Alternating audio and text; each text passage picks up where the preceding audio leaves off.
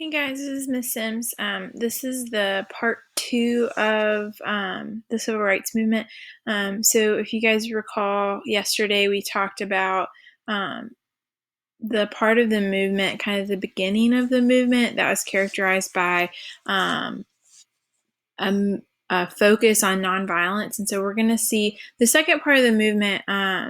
It still uses nonviolence, but nonviolence's popularity is going to start to decline. And remember, we talked about the decision to use nonviolent tactics was not natural. It wasn't inevitable. It was a choice that was made. And we talked about how, like, if someone were to spit in your face or to hit your mother, your natural instinct is to react, and that folks went to a lot of effort to train themselves to respond in a nonviolent way. And we talked about that a lot of that reason was because it was showing the brutality of the whites that were attacking them and showing the civility, or basically that they were acting civilized, the protesters. Okay, and so we're going to start to see that tide is going to turn and eventually change with that. Okay. So days after the March on Washington, we're going to have the bombing of the 16th Street Baptist Church. And this was not done as an accident. This was not done on an off day. This was done between Sunday school and big church on a Sunday. So the people who did this, they knew and they were planning to hurt people. And it was meant as a message for the movement to stop. It ended up killing 4 little girls that were going between Sunday school and big church. And this did cause several leaders within the movement to question whether the movement is worth it. But the conclusion kind of is that African American children, African American women, African American men, violence has been done against them since the very beginning, since the start of slavery. And even after slavery ended with lynching, that is not going to go away until African Americans have the right to vote, to hold politicians accountable, to participate in the democracy. That's never going to stop. And so that was a very difficult decision to make, but that's kind of where we were at with that. Okay.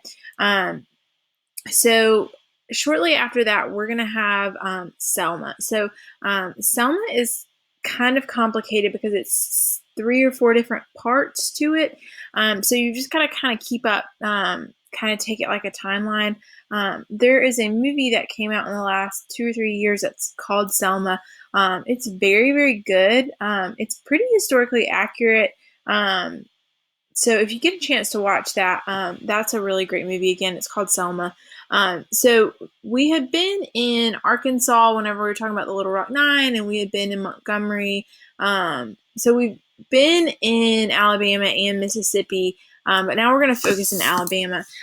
In Alabama, there's a large population of African Americans, but 77% of African Americans in Alabama don't have the right to vote. Like, legally, they have the right to vote. Under the 15th Amendment, which gives African American men the right to vote, and the 19th Amendment, which gives women the right to vote. So they've had the right to vote legally, but because of Jim Crow laws and literacy tests and things of the like, poll taxes, African Americans have not been able to vote. And remember, we talked about literacy tests weren't just like, can you read? It was more like, recite for me the entire Alabama state constitution. Please explain what subsection 4, part 5, article 2 means. And so it was meant to make people fail. So anyways, there had been a small protest for voting rights. And whenever that happened, there was a protester, I think his name was Jimmy Lee. I can't remember his last name, but Jimmy Lee. He was with his mother and I believe his grandfather, if I'm remembering correctly. And he was killed trying to shield his mother from being beaten by the police just for silently, calmly, nonviolently protesting. Okay, and so as a result of his death, they planned the first march. Okay, and the plan is to march from Selma to Montgomery. Montgomery, remember, was where the Montgomery bus boycott happened, so it's kind of the symbolic march. And so that was planned for Sunday, March 7th, 1965, and about 600 protesters showed up for that.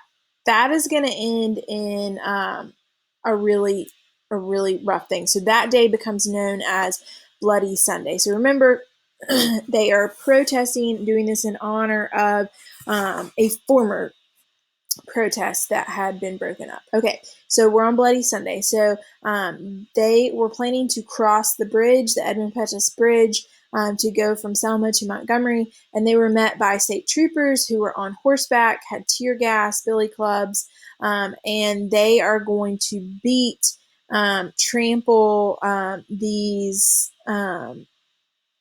protesters. Okay, and so this gets captured on camera. Remember, we talked about how important the media was in this. This gets captured on camera, and as a result, the organizing group decides that they are going to try again in 2 days, so March 9th.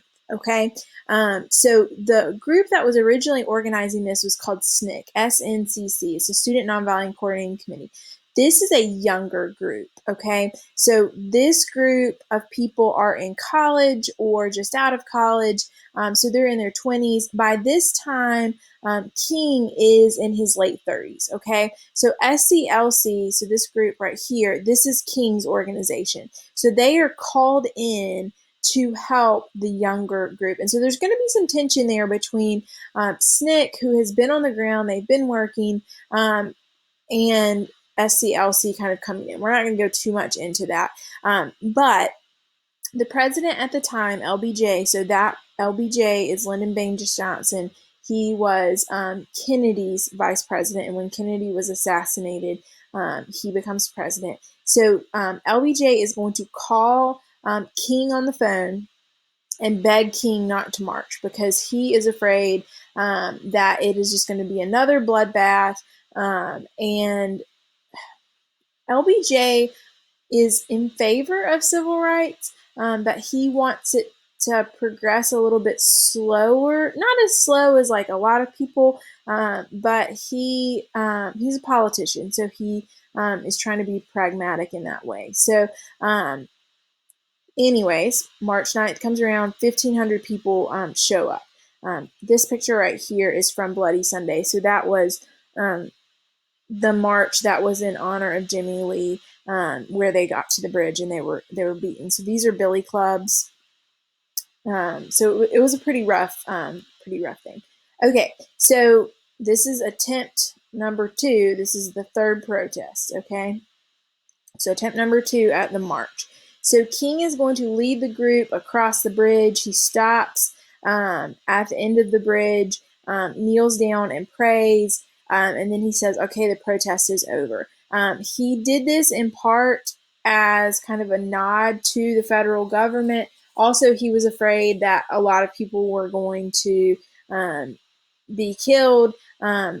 As a result, the younger workers, the SNCC workers, felt like King was listening more to the president than he was listening to the workers. And remember, the SNCC workers, the younger workers, they are the ones that started this in the first place. So they feel completely betrayed. And this is going to be the moment that King's popularity is going to decline. Okay.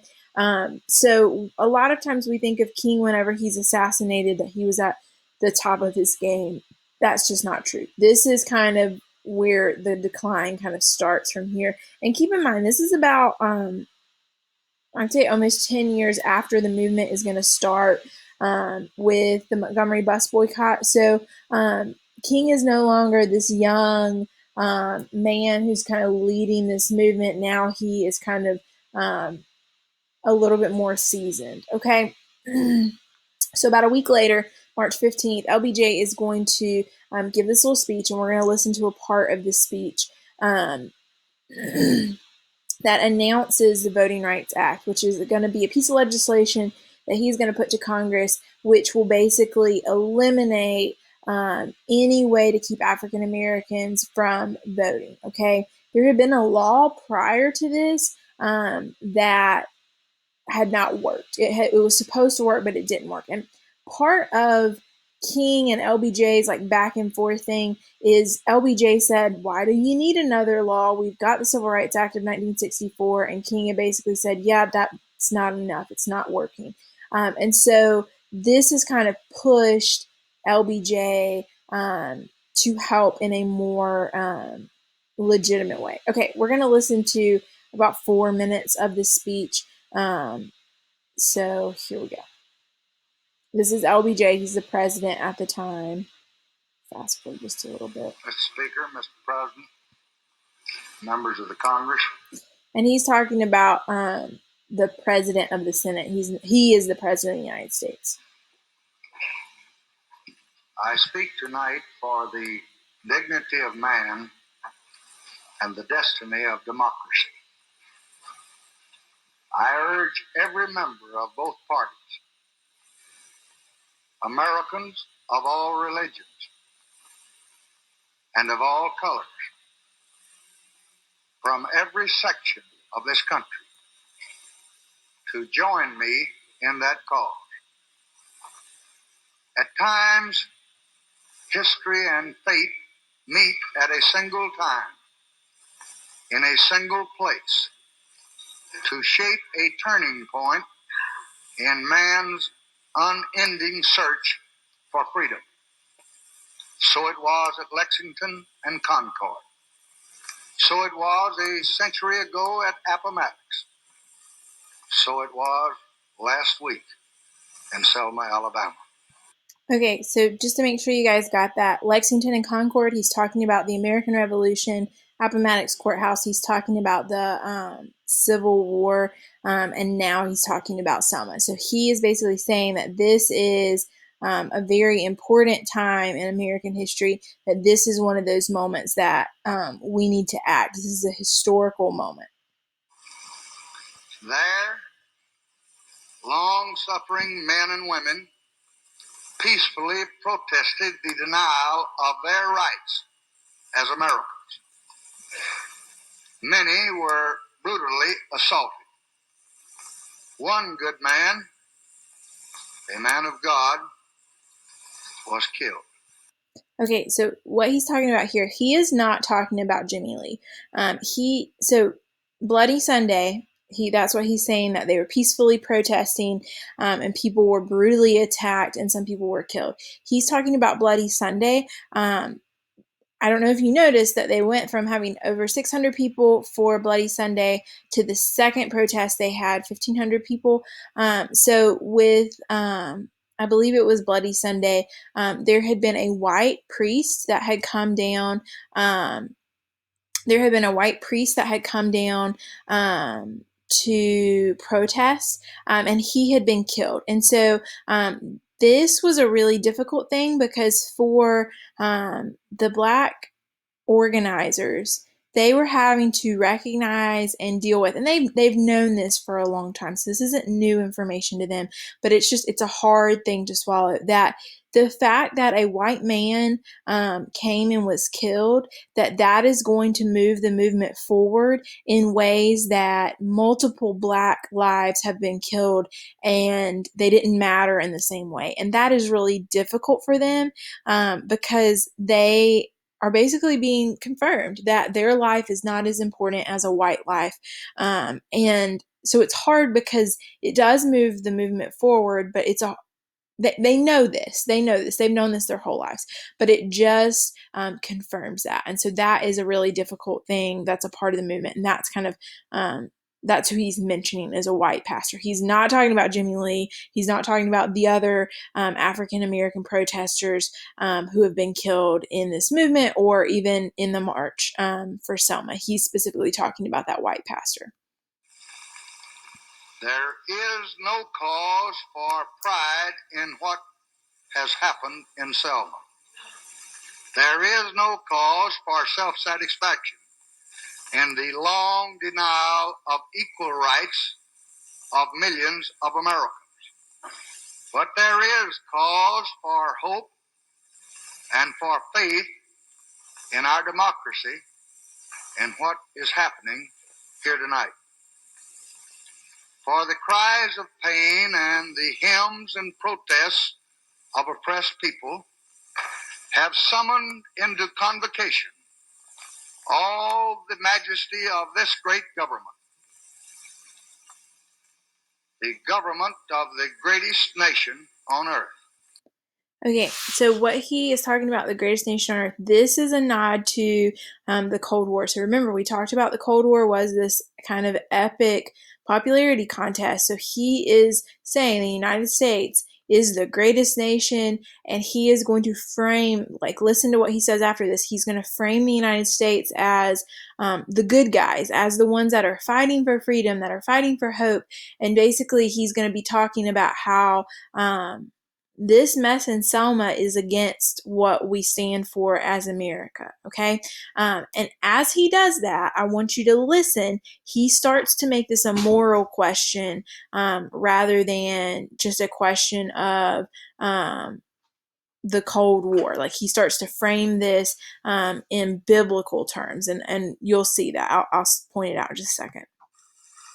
Our mission is at once the oldest and the most basic of this country: to right wrong, to do justice, to serve man.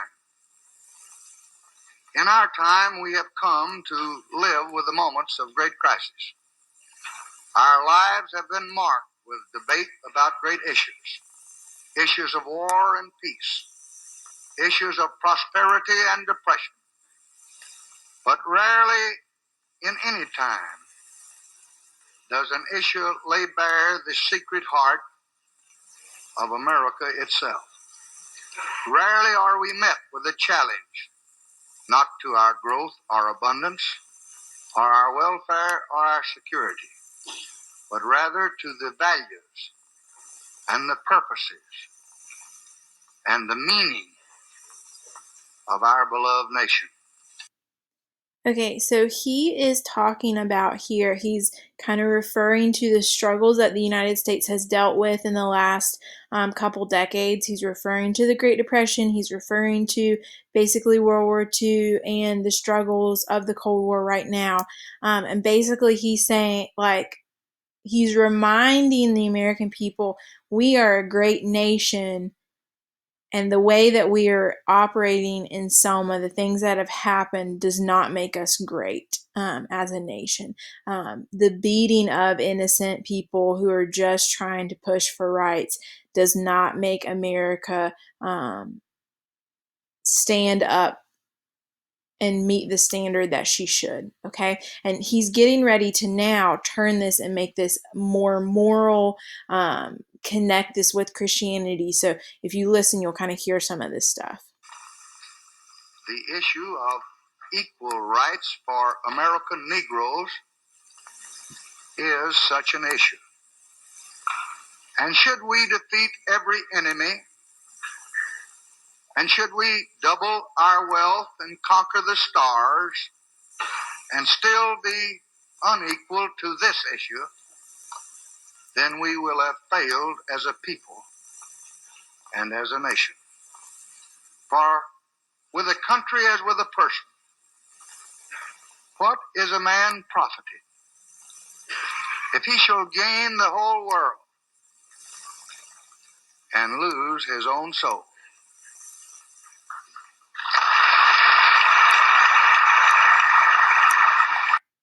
Okay, so we are gonna stop there.